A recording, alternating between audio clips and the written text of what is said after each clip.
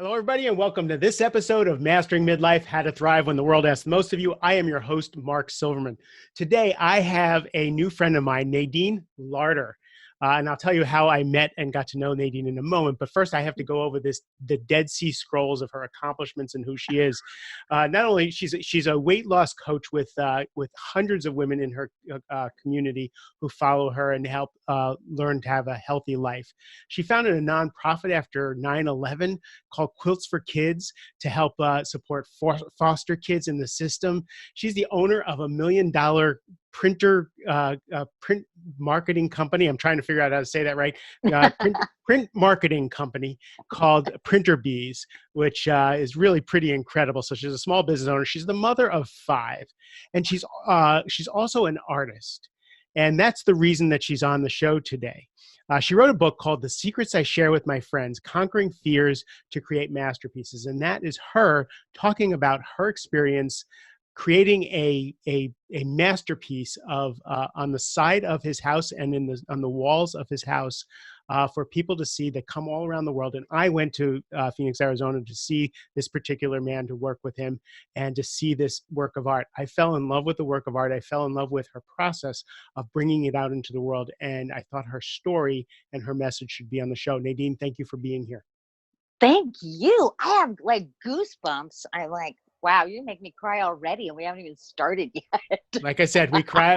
I tell people that they should have tissues in the car before they go into work because it's going to be that kind. So I'm ready.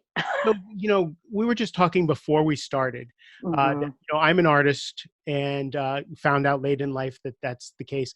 And for 10 years, I would make artwork and I wouldn't show anybody. Right. And you, in your book, talk about the fact that you found out at a painting class with a mutual friend, Allison Crow, that you are an artist. I did not have any clue. No, let me tell you, I was absolutely sure I was not an artist. And I was watching Allison paint on Periscope. I don't know if you all remember Periscope. That's in the Wayback Machine. But it was like live video before Facebook Live. And I was watching Allison just like put paint on the canvas. And I thought, I could do that. Like, why not? Why? She's just putting paint on the canvas and following her intuition. So I think I'll get myself a canvas and throw some paint on there and see what happens. I love Allison. Makes you feel like you can do anything, right? So cool. Yeah, I love her dearly. She's been my coach for 4 years. So yeah, it was as shocking to me. I'm the most shocked that I'm an artist than anyone. It shocks me. I'm shocked. So tell me about the first piece so first of all, who were you before you knew you were an artist? Well, how did you see yourself? How did I see myself? Just as an entrepreneur, as a creative. I have always considered myself a quote unquote creative, for as far back as I can remember. I am a seamstress. I'm a scrapbooker.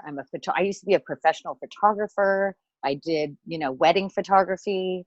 And I've known since I'm probably in my early 20s that if I don't have a creative outlet, I will literally shrivel up and die.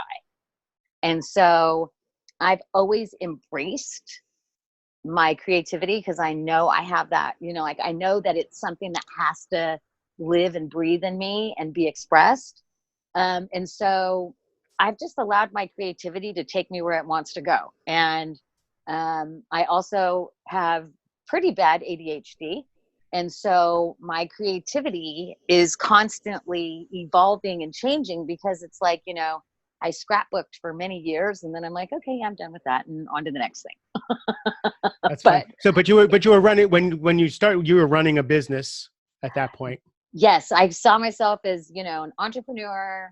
I've been an entrepreneur since 1996 when I lost my job. I got laid off. I have a single mother of 3 and it was sink or swim.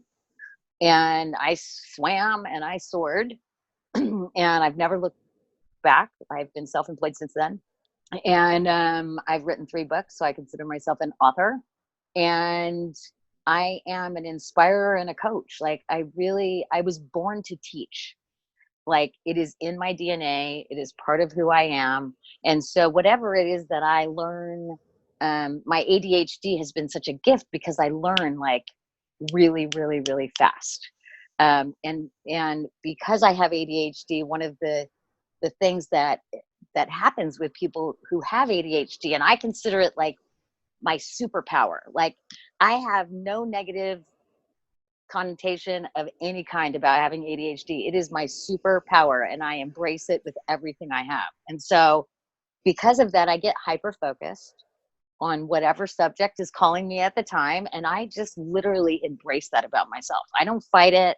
I've had people say, you're always jumping from this to that. I'm like, yeah, isn't it great? I'm living the best life. And I love that. Isn't it great? And you still run a business. You still raise a family. It's not like, Yes. isn't it great? And I'm a bohemian and I fly No. around. It's like, I have ADHD and I have figured out a way to run with that flow and make a Yes. living, raise kids, Yeah. find talents and really. And I'm not on any medication. Beautiful. So Yeah. let's bring it forward. Because one of your gifts, many of the gifts that you're bringing to people are in helping them transform their lives. But I love the thread that we're pulling on conquering the fear to bring your art to the world. And we were talking before about this mural, and I'm going to put pictures on my website. Wherever if you listen to the podcast on SoundCloud or Stitch or whatever, you have to go to markjsilverman.com/podcast to find Nadine's episode. And I'll put pictures of the mural there for you to see. It's so and also pretty. It'll also be on her website, and I'll put the show in the show notes. I will put a link to her website so you can see some of these paintings. But so just for now, take our word for it that these are breathtaking and that these came from her. She didn't even know that she could do this when she painted. And then when you decided to do this in real time on camera and post your progress, tell me about that. So, well, I didn't talk about, I forgot because, the ADHD and all. You asked me about when, posting, I think you asked me about posting my painting for the first time, didn't you? Maybe I don't remember either. That was three conversations ago. Right. And so going back to that, when I experimented with painting, and just was putting paint on the canvas, one of the murals is of the Tree of Life. When you see that painting of the Tree of Life, it is 13 feet tall. It is, I think, 11 feet wide, if I recall. It's huge. I had to get on scaffolding to do it. But that is a recreation of my first ever painting. And a lot of people don't know that I only started painting 4 years ago. I've been painting 4 years. And I just started playing with the paint and putting it on the canvas. And the next thing I knew, I had this Tree of Life. And that is really how it went. I had no plan. I didn't know what I was painting. I just kept adding paint. And a tree was born. And when I went to post it, because it was the first thing I ever created, and I do like to be authentic. I like to keep it real. I don't air my drama. We all have it. So I'm not raw about putting my drama out there. Everybody has it. I don't share mine. But I like to be raw and authentic with things like that. And so when I posted the picture, and it literally just came up in my Facebook memories like 3 days ago, the anniversary that I posted this picture 4 years ago. And I literally was like this. I was trembling. So her hand, for those listening, her hand's shaking and trembling. I was trembling. I was on the verge of tears.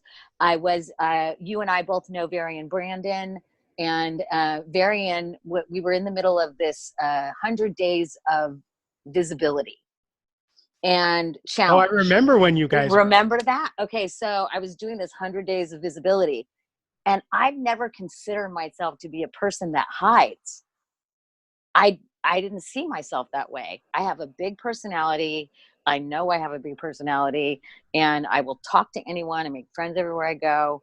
But when it came to this challenge, it showed me that I like to hide. I had no idea. And so when I went, I didn't have anything to post that day. Was the reason I ended up posting that picture, is because I'm in the middle of this challenge. I have to post something, and the only thing I've got is this painting.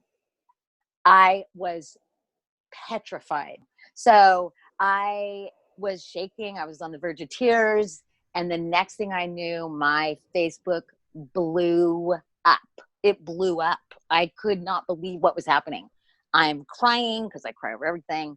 And it just was the start of me venturing So into, what did it blow up? What was the feedback? like, this is amazing. That's beautiful. Just compliments after compliment after compliment. And I'm making you say it. So what was that like for to allow in?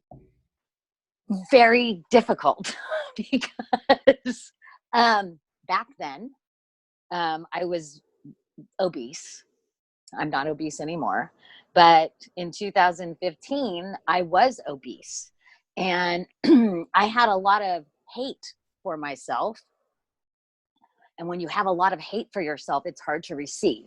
So I think it was very difficult for me to receive because I was blocked off in that way, just because I had a lot of hate for my physical self. And I was in this journey, and art really did help me open up. But I was in this journey of meeting a part and a piece of myself that I had never met before. And that was like the introduction to myself when I posted that painting. It was like I got introduced to a piece of myself I literally had never met before. And it was overwhelming.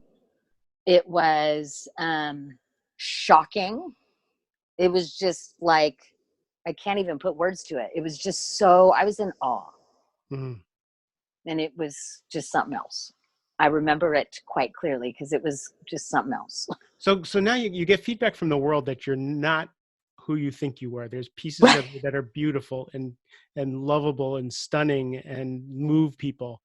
Now what changes in your world when that happens? It was a lot for me to process. It just was kind of overwhelming for me to grasp being seen that way. I was so afraid to post in the first place, and then to have so much attention when I was so uncomfortable with being visible, and it caused me to have visibility I was not ready for or prepared for. It just felt very raw and vulnerable, and it felt almost frightening. You know, one of my favorite quotes is by Marianne Williamson. In our greatest fear is not that we are inadequate.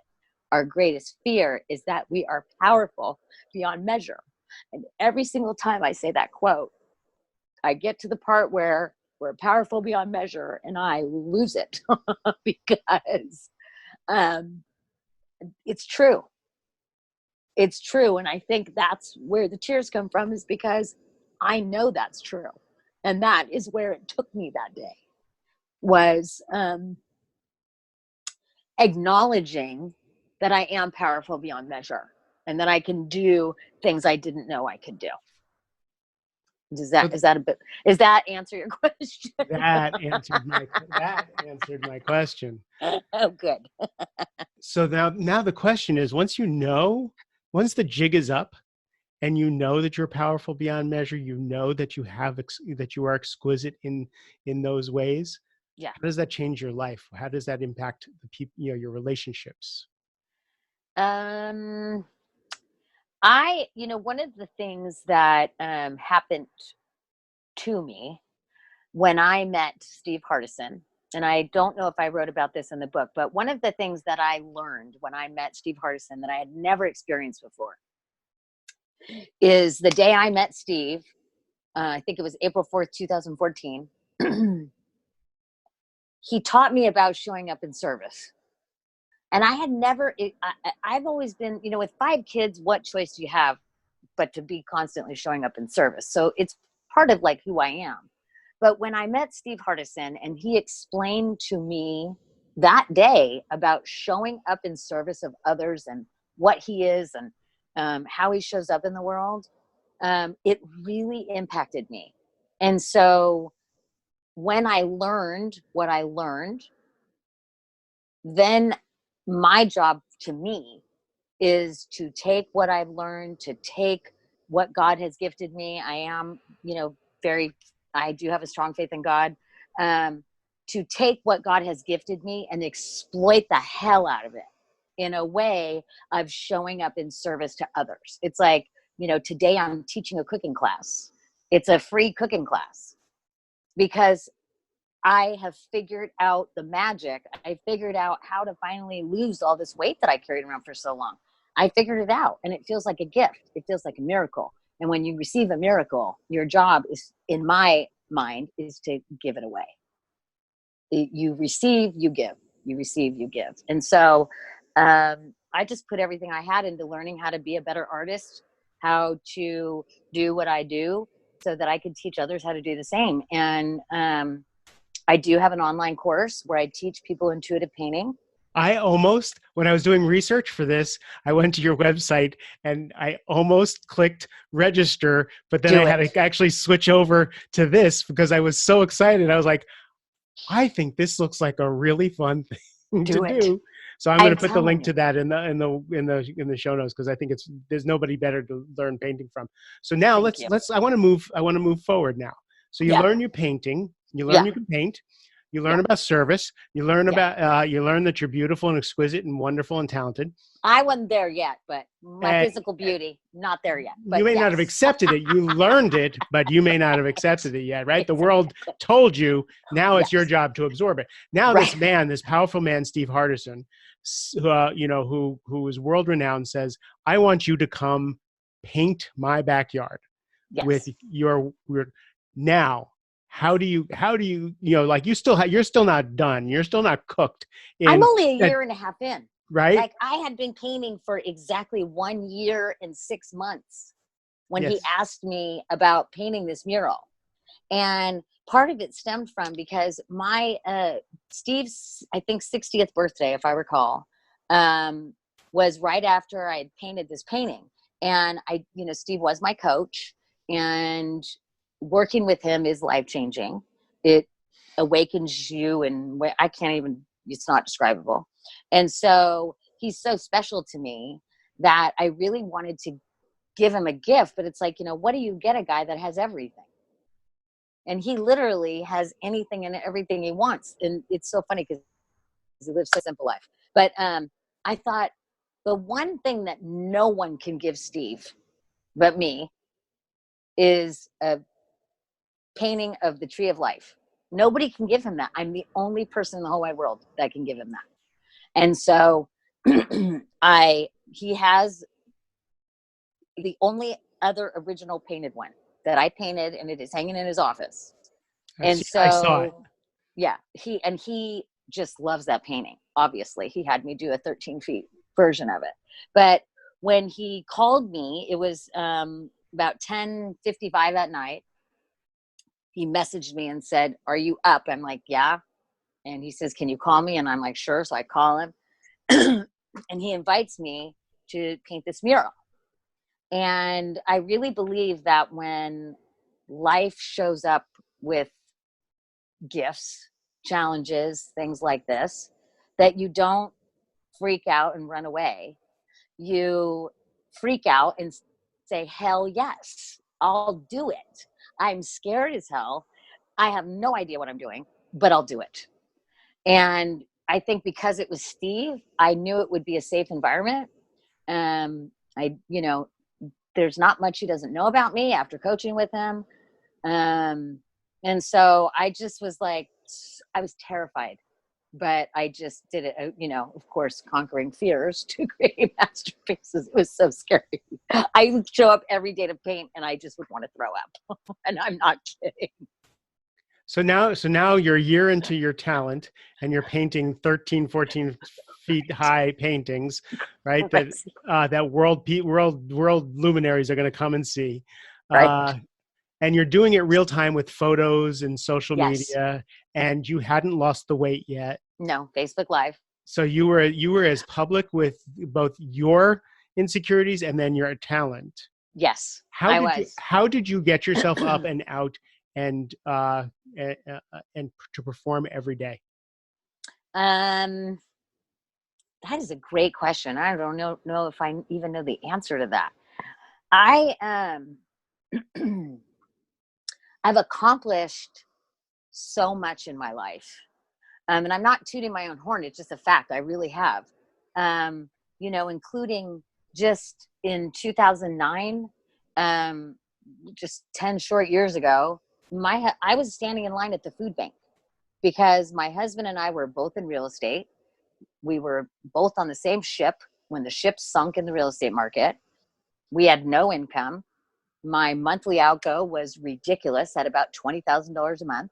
I had $1.3 million in debt and I had no money coming in. And I would be in line at the food bank because I got to feed my kids. And I would just giggle and I would just think to myself, and I was there with someone else who was in the same boat and they don't share their story like I do. So I will leave their name out. But I'm sitting there having this conversation with this other person. And I said to this person, one day I am going to look back on this and I'm going to laugh and it's going to make a great freaking story. And I will overcome this. This is just going to be a great story in my past. And it is a great story in my past. And I paid off all my debt. I didn't file bankruptcy. I totally recovered. And I thought, it's like all of these things that I've done, why can't I do this? And, one of my affirmations. So you use some of your past challenges. Yeah. Where you had to shore yourself up to get yourself up and out to accomplish this thing that you said yes to. I am resilient. And I know that about myself because of all of the things that I've overcome. And, one of my affirmations, one of my declarations to myself is I can do anything I set my mind to doing. And I truly, truly believe that because if I'm passionate enough about it, trust me, I'm going to do it. So here's the dirty little secret about that. It's not just you. It's me and it's every person listening. Yeah. It's Yes. just, we don't know that. We don't remember that. We can accomplish anything that we set our mind to, that we focus our God-given creative force to. It's just, we dissipate it in so many things, or we use it for distractions. So I think that's a really important lesson for people to walk away from this with. You're not special. I'm not special. Right? I am not. You just figured out how to focus your energy. And if any of you people who are listening can remember a time, just like Nadine did when she was on food stamps, if you can remember a time when you focused your energy, mine was when I ran the Marine Corps Marathon. Oh, I can't even imagine. Like whenever I think I can't do something, I remember how I focused everything on that and was able to accomplish it, even though I couldn't run a mile when I made the decision to do it. That's amazing. So that made everything subsequent a lie. So I'm asking you who are listening, if you can think of one thing that you set your mind to and you actually accomplished, big or small, then you know the rest is a lie. Mm-hmm. I so agree with you. It's like it's just a matter of if you're passionate enough about it and you allow that passion to guide you, to lead you, to just feed you, you're gonna figure it out. Like when I started Printer Bees, I was in line at the food bank. I had no money, none. I learned how to code HTML. I built the Printer Bees website myself in HTML, and I did not know how to do anything on the internet when I figured it out, when I taught myself. When Photoshop is, I'm a graphic artist. I didn't know how to use Photoshop. I taught myself. I went to YouTube. I did whatever I had to do because I certainly didn't have the money to go take classes. YouTube, great. I learned how to edit videos with YouTube. That's great. I call it the university of YouTube. Yes. It is a university that you can attend any day, all day, every day. I love YouTube. Okay, so now I'm going to take you finished the mural. 600 square feet. You're standing in front of it. Mm-hmm. What's going through your heart and mind? Complete and total awe. Of? Just of that I did it, that I completed it, because anybody listening who has ADHD knows that the biggest challenge in having ADHD is the shiny object syndrome of on to the next without completing what you know, wanted to complete or started with the intention of completing. So completing it. Just, you know, I took that mural, you know, I painted an elephant, and I painted the mural like you would eat an elephant, one bite at a time. And it was like one brushstroke at a time, just one brushstroke at a time, one brushstroke at a time. And it's like my husband one time said to me, how many thousands of times do you think you lifted your brush? And there's a picture, I think it's in the book. You can correct me if I'm wrong. There is a picture of the roller that I used to paint that. And the mural is 600 square feet. That brush is 2 inches wide. 2 inches wide is what I used to paint a good portion of that mural. And so standing back and looking at it is just in complete amazement. And, you know, I don't feel as an intuitive artist that, I don't feel the art is of me. I feel the art comes through me. I'm just a vehicle. So could And you experience the exquisiteness of it? Could you allow that? Since yeah, I'm in awe still when I see it. Like when I go to Steve's house, because I only live, you know, 40 minutes from Steve, and I do venture over there every now and again.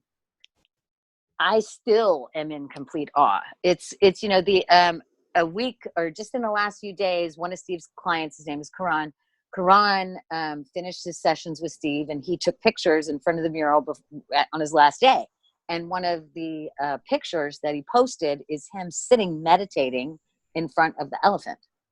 And what was crazy for me when I saw that is that I literally had a vision, and I sent Steve an email to document it before I ever started painting, that I had a vision of people sitting in front of that panel, that particular panel of the wall, meditating. And when I saw Karan's picture, I was like, oh my gosh, that is exactly what I saw in my vision. that's so And beautiful. so it's, I just allowed the flow, Mark. I just allowed it to flow. And I had many moments of freak out, trust me. Like trying to get that tree right was a very, very frustrating experience You could because feel it. You can feel it in the book. I read the book in one sitting. I actually yeah, read the book in one sitting. I could not move, and thank you. it was a very visceral journey of what you accomplished. So now I'd like to just kind of move you to what are some of the secrets that you like to share with your friends that you'll share with the people listening about getting Everything. through to creating masterpieces. You have to let go of judgment. You have to let go of all judgment. As an intuitive artist, because you know, and just, is it okay if I just give a little bit of an explanation of what exactly that means, being an Sure. intuitive artist? An intuitive artist, when I sit down in front of my canvas, I have no idea what's about to happen. I have no idea what color I'm going to paint with. I have no idea what shape will appear. I haven't a clue. I've got no plan. I literally sit down in front of the canvas, and I allow the canvas and I allow the paint to guide me. I allow it to speak to me. I allow it to connect with me. And so, you know, I forgot your question already. I got sidetracked. What was your question again about that led me down that path? So my question is, you write a book, The Secrets I Share with My Oh, Friends, yeah. to conquer the fears to creating masterpieces. And I Yeah. want you to give my listeners a couple of those secrets so that they can walk into work and Okay. use one or two. Let it flow. So that was what led me there. I remember now. So let go of all of the stories that you've got, because they're just stories. They don't mean anything. It's all an illusion. You have to let go of all of your limiting beliefs that tell you your ego is just constantly whispering in your ear, you can't do it. You can't do that. You've got people outside of you that are telling you you can't do that. And you just have to let all that go and trust I trust that the universe has my back. What, some people call universe, I call God. Um, I just trust that the universe is always showing up to serve me in some way, shape, or form, even when it's miserable and I'm standing in line at the food bank. I still trust there is something in here for me to serve me. What is this here to teach me? And when you have fear, when I have fear, I look at it square in the face and I go, what are you trying to teach me right now? What is this here for? It's here to teach me something. And I look at the lesson and I move forward. I just don't let it cripple me. I refuse to let it cripple me. And like I said, when I would show up to Steve's house to paint, I literally would want to vomit every day. I was there painting for 5 months, and I would say maybe at the end of month 4 is when I finally started getting comfortable and not wanting to vomit every day when I got there. And I'll tell you, because I did experience that. When you have that feeling of I just want to vomit because this is so frightening to me, the thing that calms it is to take action.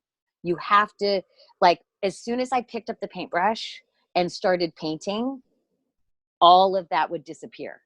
You got to take action. When you're just sitting in the fear in your thoughts, you'll go nuts. Take action. Take action. I like it. Yeah. You reminded me, what I love about this is to create something, to jump into something, to commit to something that's so big and so scary that you want to throw up every day. Writing a book, I've done that several times. I committed to talking about being willing to fail on stage in California.